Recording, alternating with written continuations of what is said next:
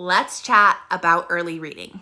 Honestly, both as a teacher and an early educational coach, the questions I get asked most revolve around reading. Why is my child not reading? Is my child behind in reading? How do I encourage reading? How do I help them become more confident in their reading? How do I get my child to read more real books and less graphic novels?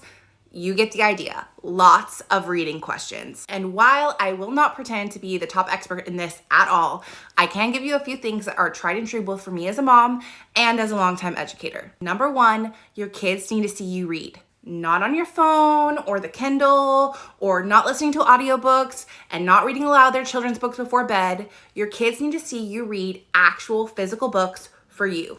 For pleasure, for learning, for bettering yourself. Nothing against Kindle or audiobooks or reading aloud. They're great and you can and should utilize them. They're awesome. But it's just not the same as your kids seeing you read a physical book and being able to witness the real time how it's valuable for you.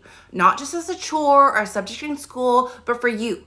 Their first hero, their mentor, their teacher, their role model. How does it bring value to you?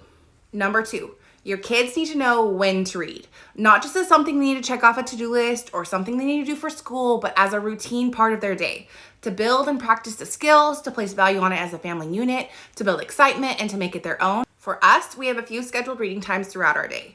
We do read alouds at breakfast, whether a child can read or not. We all actually pick a book and read or tell the story of that book before we leave the table.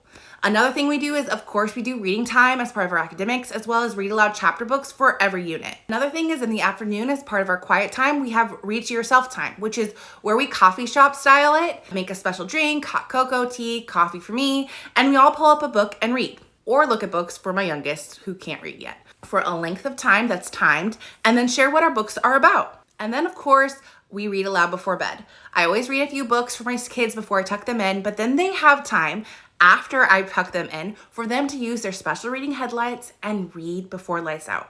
And lastly, your kids need to experience reading. And no, I don't mean they just need to pick up a book and get going.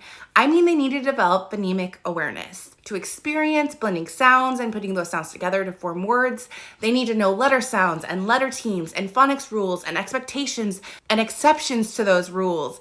And they need to experience and explore phonemic awareness through their senses and in play and together as a family.